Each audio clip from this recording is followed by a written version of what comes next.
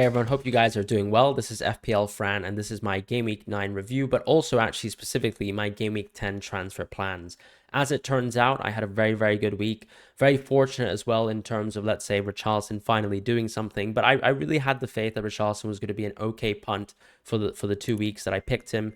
I think I was dealt a bad hand with the Bissouma red card in the previous fixture. I thought Richarlison actually played quite well in this game, had some chances as well to actually score and even maybe get a second assist. But, you know, I'll take an assist here. And we know that Richarlison is probably someone who's going to leave my team. So it is the time really to sort of say goodbye to Richarlison and say thank you to him. I was very happy actually about some of the hauls that I had in my team. Cash, unfortunately, dismaying as well with Diaby. But it's more a case of going forwards, right? When I look at, let's say, Game Week 10, these players are still playing versus Luton Town at home. And you can't really pass that up. It's a fantastic fixture and you just want to stick with them for that. It's the same logic of, for example, keeping Richarlison versus Fulham at home. The same logic for going triple Spurs in the first place to back two fantastic fixtures back to back.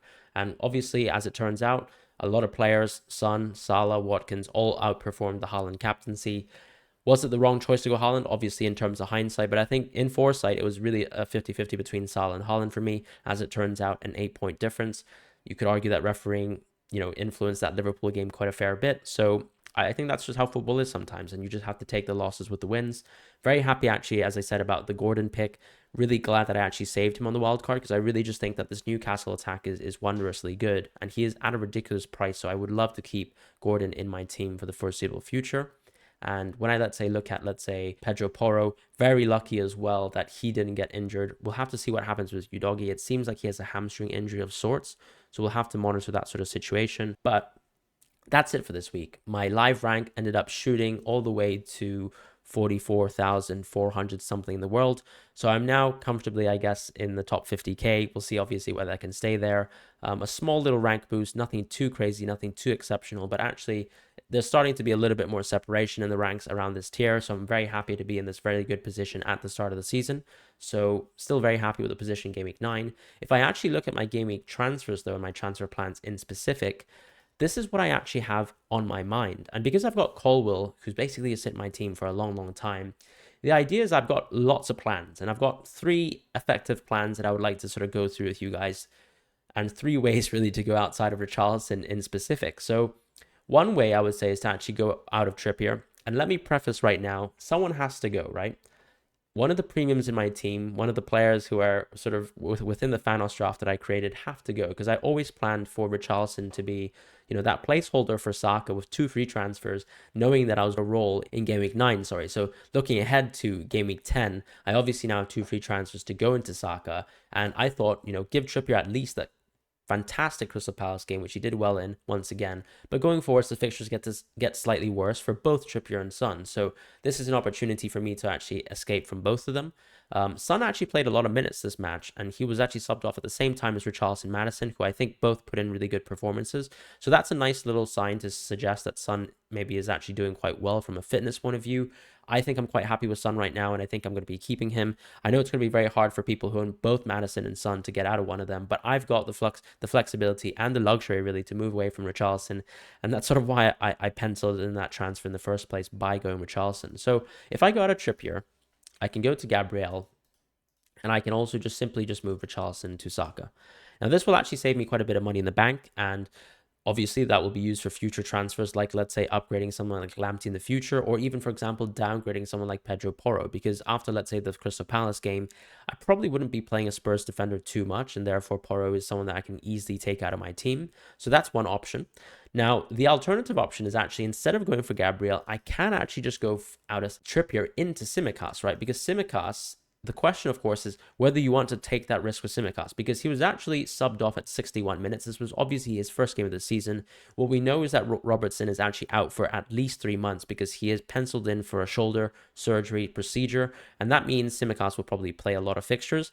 However, Klopp has also mentioned, of course, that Joe Gomez is a left back. In fact, what happened in the fixture was that Tsimikas was taken off at the 61st minute for someone who was an attacker. So this was because Everton, unfortunately, were in the unfortunate position, of course, of being 10 versus 11. Therefore, Klopp found it possible to actually, let's say, replace Tsimikas in that fixture with an attacker. Now, usually, The only other player who can probably replace Tsimikas is Joe Gomez, but keep in mind Klopp as well has mentioned that there is an academy graduate as well who could also play left back in this Liverpool team. So there are some options, obviously, but I do think when you're actually looking at the fixtures going forwards, these are very good attacking fixtures for Liverpool. Let's say he doesn't play for City, totally fine with me. If they play for a more defensive approach with Joe Gomez in that fixture, that makes sense. But hard to see why you wouldn't be playing the more attacking left back, the more comfortable in the sort of final third left back with Tsimikas here in the Nottingham Forest fixture, the Luton fixture, the Fulham fixture, and even the Sheffield United fixture as well, or Crystal Palace and even Brentford. So these are the fixtures where I think Tsimikas will most likely play. Keep in mind, of course, that Liverpool are engaged in European competition, and that's going to make it a bit tough to, let's say, guess whether he actually has good minutes. And that's why I think, obviously, Gabriel seems like a little bit of a safer play, but Gabriel also has a bad fixture in Game Week 11. My team isn't necessarily built to address Game Week 11 particularly well. I would be playing cash. I probably would be regrettably playing Porro. I can't play Colwill. So I actually quite like Tsimikas in the sense that he covers both Game Week 10 and 11, expecting that he starts. We'll see obviously what happens with the Europa League match. I'd probably hope that he actually gets rested, so that's actually a nice thing for Tsimikas. But yeah, that's my plan going forwards. Maybe Tsimikas, maybe Gabriel, and then Saka coming into my team. Now, another alternative is that I keep Trippier. If we, let's say, think Trippier is super essential, better than Son, then I can obviously go something like Saka Martinelli. But I don't really like that plan because I think that really is restrictive, right? That only leaves me with, for example, 0.0 in the bank, which I think is not a position that I really want to be in FPL, particularly if I don't have future free transfers and I don't have transfers rolled. So I don't like the Martinelli plan. I could obviously go for Bowen, but he's also leaving me with very little money in the bank. I also think that Bowen isn't necessarily much better than Matoma or much better than even Adingra from this Brighton team, because with this Brighton team right now, if I, let's say, hover over Adingra, what's crazy about that team is, of course, this would actually save me a lot of money in the bank, and probably I don't even need to go, let's say, away from Son, right? I can just simply go Richarlison to Adingra, but obviously this is sort of a ploy to really go Saka. So with Adingra, what I would like to talk about with him is that March was actually playing left back the last two matches because Estupiñán and Lamptey have both been injured. And now with March actually being out injured, I don't really think there's anyone really competing with Adingra's minutes outside of Buonanotte, who has actually been excluded from the Brighton squad one or two times. And, you know, I expect him to actually play minutes within the European fixtures, which will allow for Adingra to actually be a starter at a ridiculous price of 5.0 going forward. So there's obviously Adingra, and then a safer play, obviously, in terms of guaranteed minutes is going to be Matoma, who Roberto De Zerbi himself has pretty much said is Brighton's leading attacker. There's Ansu Fati as well, but I think his minutes are much worse than both Matoma and Adingra, and for that reason, I don't really have the confidence in him. But yeah, that's an option as well. So I could obviously go to Son. I could obviously go to Trippier. I think it's always more convenient when you actually make a little bit more of a move that seems to sort of push the edges of your budget whilst not leaving you at 0.0 in the bank like Martinelli does. So I actually do, in general, prefer going out of Trippier. And Tsimikas or Gabriel is probably going to be my biggest decision of the week.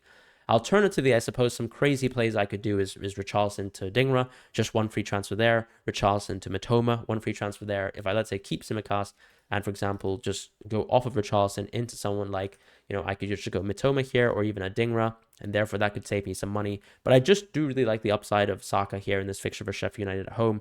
I think Sheffield United really are a walkover team. And no surprise that even a team like United can actually beat them. That's how bad United's form are. But yeah, that's sort of how I feel about my transfers this week.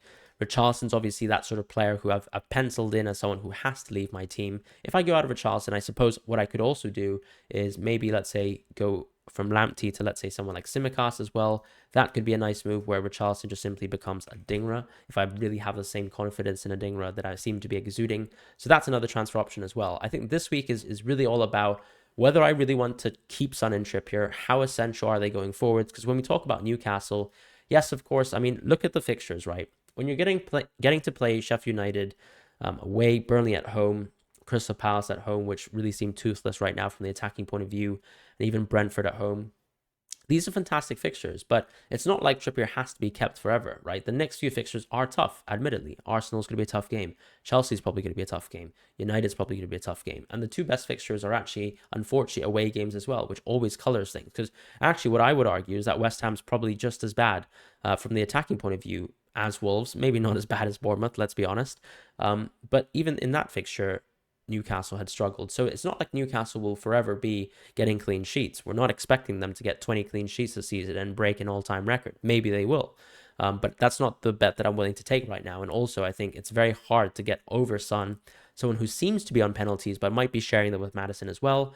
And ultimately seems to be a fantastic pick that doesn't seem to be struggling with fitness concerns as much as we probably were worried about a few weeks ago. So that's a nice little thing with Son and his recent outing. And ultimately, they don't have midweek fixtures. So even though Spurs are actually playing on Friday, which is obviously a short turnaround, I'm quite comfortable that they were taken off with reasonable time. No one really, within the attacking point of view, was showing any knock. So it seems like the Spurs team is sort of set, and we're probably going to see the starting 11 feature again. I feel like it's too risky for me to actually keep Richarlison in my team, even though he actually had a really good performance versus Crystal Palace. I think that's too much of a gamble. You can see obviously that he was the attacker that in a 10 versus 11 scenario was someone that Angie was willing to sort of bin off immediately and consolidate the game without. And so for that reason, I don't think Richarlison can stay. You want to keep effectively as good as players as possible on the field, and sacrificing Trippier to go for someone who's got really good fixtures from the defensive point of view, and then actually upgrading Richarlison to Saka, which is huge, is something that I actually intuitively quite like and probably prefer the most as my options. So those are my plans going forwards. And actually, if I was to just pick my team, let's say, I would actually probably think about a vice captaincy on Watkins or a vice captaincy on Saka, but I think the captaincy definitely has to be going for Salah in the future, right? So my transfer plans definitely will be looking towards supplementing Salah, but not, for example, captaining Saka over him, even though arguably Sheffield United at home are probably an easier fixture. I just think Liverpool's attack are also slightly better than Arsenal's, as we've seen so far this season. So why not back the 100% penalty taker in Salah, who, as you can see, has a lot of value, right, as a penalty taker in the last 2 weeks. And that's sort of my thoughts. I also obviously have some benching conundrums as well. I could simply just bench Colwill. I could also just bench Gordon. But I think Crystal Palace aren't as elite or as much of a fortress as we like to think. I think the Newcastle team were able to penetrate through them quite easily. I think Spurs will probably do the same. When we talk about Chelsea, though, it is a good fixture versus Brentford at home. But Brentford have also been a team that have actually gotten a lot of expected goals, right? So it's more than likely that this Brentford team will probably score versus Chelsea as well. And it's not like Colwill has the same attacking edge as Pedro Porro. If you were watching the Pedro Porro performances in both Game Week 8 and 9, I mean, he basically is almost a fourth or a fifth attacker in the setup. And for that reason, I think Pedro Porro will also stay, and he probably will get the edge over Colwill, just because I like to prefer playing attacking fullbacks. And that's probably how I would be lining up my team, with, of course, the transfers in mind, with Trippier out, unfortunately, Saka in, and then either Gabriel or Tsimikas in as well. Let me know what you guys' thoughts are on all the picks that I've suggested. Do you think, for example, just one free transfer is nice? Is rolling the free transfer good for Game Week 10 and beyond? I don't personally think so. I think this is a nice time to, let's say, jump on an Arsenal pick just because of how good the fixture is independently for Sheffield United at home. We really should be targeting these key fixtures, right? This is where your money is sort of earned. And all I can really think of is, for example, a fixture like Haaland versus Fulham at home. You've got to take those opportunities to capitalize on great assets who have great home fixtures. So those are my thoughts right now in the top 50k, which I'm very, very happy about. This is a prime position to be in, and hopefully I don't mess this up. And that's all my thoughts are for this week. I hope you guys have a wonderful week ahead. As I said, very happy to be having a green arrow right now, but also expecting in a sense, because I did wild card. However, so did most of the rest of the field. So this is sort of the position that we find ourselves in. And I hope you guys have a wonderful week ahead. Much more content is coming your way, including maybe a Haaland draft if I can squeeze that video in. So thank you guys so much. Take care, and I'll see you guys soon.